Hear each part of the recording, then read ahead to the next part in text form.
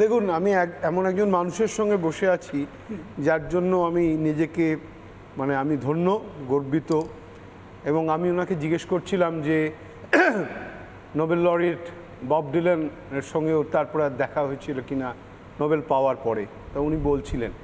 যাই হোক, সে তো অনেক ডিফারেন্ট ব্যাপার, অনেক বড় ব্যাপার। বব ডিলান, পূর্ণদাস বাউল, বব মার্লে, সে তো ইতিহাস, সে তো ইতিহাস।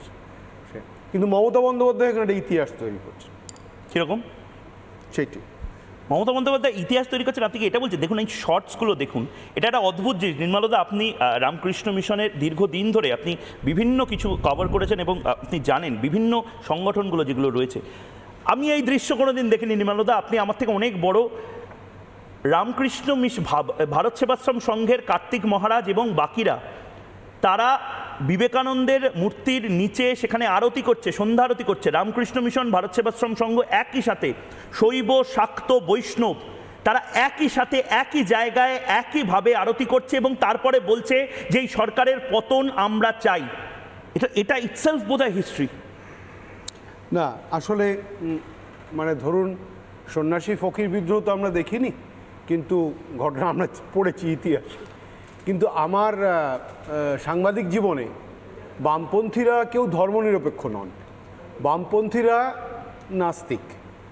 সুতরাং তাদের বিষয়টা, তারা যখন ক্ষমতায় ছিল আমরা কোনোদিন এই ধরনের জিনিস ফেস করিনি, কারণ তারা জাস্ট রিলিজিয়ানটাকে জাস্ট শগ অফ করে দিত। কারণ তাদের কাছে রিলিজিয়ানটা একটা ওপিয়ামের মতো, সেটা পরিষ্কার, একটা আফিংয়ের মতো। সুতরাং তারা ওটাকে সরিয়ে রাখে।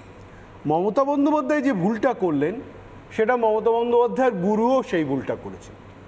1985 সালে ফেব্রুয়ারি মাসে প্রথমে শাহবানু বিল পাস করলেন, আর সেই ফেব্রুয়ারি মাসের শেষের দিকে রাম মন্দিরের গেট খুলে দিলেন, রাম টেম্পলের গেট খুলে দিলেন পুজো করার জন্য। সুতরাং তার নাম রাজীব গান্ধী। মমতা বন্দ্যোপাধ্যায়ের দুটো গুরু, একজনের নাম রাজীব গান্ধী, আরেকজনের নাম প্রফুল্লচন্দ্র সেন। এবারে প্রথম গুরু যে ভুলটা করলেন, সেই গুরুর ভুলেই উনি আবার পাটা দিলেন। একসঙ্গে রাজীব গান্ধী, আমি এখনও বলি, এ নিয়ে অনেকের সঙ্গে আমার ডিবেট হতে পারে, ভারতবর্ষে যদি সাম্প্রদায়িকতার সত্যিকারের বিষ প্রথম কেউ ঢুকিয়ে দিতে পারে মডার্ন যুগে, সেটা রাজীব গান্ধী। একসঙ্গে দুটো কাজ করেছিলেন, যে দুটো কাজ, প্রথম কাজটা সুপ্রিম কোর্টকে অবমাননা করে, এবং সোনিয়া গান্ধী তার স্ত্রী এরম কথাও বলেছিলেন, Rajiv, you can't convince me, how will you convince the people of this country. এই প্রশ্নটা করেছিলেন যে সুপ্রিম কোর্ট যেটা বলছে তুমি মেনে নাও, তুমি সুপ্রিম কোর্টের অর্ডার ভায়োলেট করে শাহবানু বিল পাস করতে যেও না। তারপরেও করেছিলেন রাজীব গান্ধী। সেটাও ছিল ওই সংখ্যালঘু মুসলমান তোষণ। আমি সংখ্যালঘু শুধু তোষণে আটকে নেই নির্মলদা, এটা আরো একেবারে হিন্দু বিদ্বেষী লাইন নিচ্ছে না। তার কারণ আমি আপনাকে বলছি যে মমতা বন্দ্যোপাধ্যায়ের একটা কম্পালশন আছে। কম্পালশন হচ্ছে মমতা বন্দ্যোপাধ্যায় একটা ফিক্সড নোশনে যান যে এই সম্প্রদায় আমাকে হেল্প করবে, আর বাকি যে বৃহত্তর সম্প্রদায়টা, ধরুন 30% যদি মুসলিম হয়, 70% যদি হিন্দু হয়, ওনার ধারণা হিন্দু ভোটটা ডিভাইডেড আছে, সুতরাং আমাকে মুসলিম ভোটটাকে কনসলিডেট করতে হবে। এবং এই যে হিন্দু ভোটটা ডিভাইডেড আছে, এটার ওপর আমি আস্থা রাখতে পারছি না। তাই জন্য উনি কী করলেন, উনি একটা জাস্ট খুব ট্রিভিয়াল, খুব একেবারে আনইম্পর্টেন্ট একটা ইস্যু তুলে নিলেন, কার্তিক মহারাজকে তুলে নিলেন। উনি ভারত সেবাশ্রম সংঘ, রামকৃষ্ণ মিশন, ইসকন, যে কারুর যে তিনটে সংস্থার প্রধানকে ডেকে বলতে পারতেন আমার কাছে এই খবর আছে, আপনারা একটু সতর্ক হন। উনি কিন্তু সেটা করলেন না। উনি জিনিসটা কি করলেন, পলিটিসাইজ করে দিলেন। যখনই ওর মতো একজন এত ইম্পর্টেন্ট এবং পপুলার লিডার কোনো কথা পাবলিক মিটিংয়ে বলেন, তার সেটা প্রপাগ্যান্ডা হয়ে। কিন্তু নির্মলদা, আমি একটু ইন্টারাপ্ট করছি আপনাকে। মমতা বন্দ্যোপাধ্যায়কে কিন্তু ধন্যবাদ দিচ্ছেন সাধুরা, এবং একটা ইউনিক কারণে। একবার শুনবো সেটা, যে কি কারণে মমতা বন্দ্যোপাধ্যায়কে বলছেন যে এই কথা বলে আপনি খুব ভালো কাজ করেছেন। একবার শুনে নি।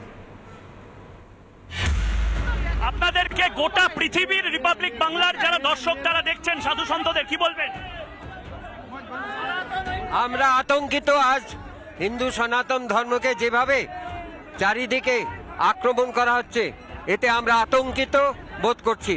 আমাদের সবার জেগে ওঠার সময় এসে সাপে বর হয়েছে ওনার কথাতে আমরা সব একত্রিত হতে পেরেছি, আমরা জানাতে পেরেছি আমাদের ব্যথা, আমরা একত্রিত হয়েছি। আমি চাইছি বারবার উনি বলুক, বারবার আমরা একত্রিত হই। নির্মলদা কি বললেন? মেলালেন তিনি মেলালেন। আপনাকে বলি 1950 সালের সংবিধান তৈরি হয়, তার আগে কনস্টিটিউয়েন্ট অ্যাসেম্বলিতে অনেক ডিবেট হয়েছে সেকুলার কথাটা নিয়ে, সেগুলো নিয়ে এখানে আলোচনা করার দরকার নেই। এবং বাবা আম্বেদকর অবধি শেষ পর্যন্ত তারা একটা জায়গায় কনভার্ট করে সেকুলার কথাটা রাখবো না, এবং সেকুলার কথাটা এখানে রাখা যায় না। তারপরেও 26 বছর ধরে ভারতবর্ষর কি চরিত্র ছিল, কি ধর্মীয় চরিত্র ছিল, তার কোনো নির্ণয় মূল্যায়ন ঠিকভাবে হয়নি। 76-এ মিসেস গান্ধী সেকুলার কথাটা প্রিঅ্যাম্বলে জুড়লেন, এবং জোড়ার পর থেকেই একটা অন্যরকম মাত্রা পেতে শুরু করলো, যার ফলে কি দেখুন দুটো জিনিস দাঁড়িয়ে গেল। আজকে মমতা বন্দ্যোপাধ্যায় যে জিনিসটা বলছেন, সে আমি ধরে নিচ্ছি যে মমতা বন্দ্যোপাধ্যায় হিন্দু বিদ্বেষী এই কথাটা যেটা আপনি বলছেন, সাংবাদিক হিসেবে সংবিধান হাতে রেখে, ধর্মনিরপেক্ষতায় সংবিধানটাকে সামনে রেখে এখনো অবধি ধর্মনিরপেক্ষ, আমি এই অতি সরলীকরণের মধ্যে যাব না। আমি সরাসরি তাকে বলবো না সে হিন্দু বিদ্বেষী, ঠিক সেটা, কিন্তু তাকে এটা বলতেই হবে আমাকে যে তিনি যে ধরনের কথাবার্তাগুলো কাজকর্মগুলো করছেন, তার থেকে একটা জিনিস বেরিয়ে আসছে যে সংখ্যালঘু, যাদেরকে আমি সংখ্যালঘু বলি না, দ্বিতীয় সংখ্যাগুরু বলি, they are the second largest majority of India, এই কথাটা, এই অ্যাপ্রোপ্রিয়েশনটা মমতা বন্দ্যোপাধ্যায়কে বুঝতে হবে। তবেই বোঝাতে পারবেন যে মুসলিম এবং হিন্দুরা পাশাপাশি ঘর করে, যেটা আরএসএস এর সংঘপ্রধান কিছুদিন আগে বলেছেন, হিন্দু মুসলিমের ডিএনএ এক, ঠিক, শুধু তাদের উপাসনা পদ্ধতি আলাদা।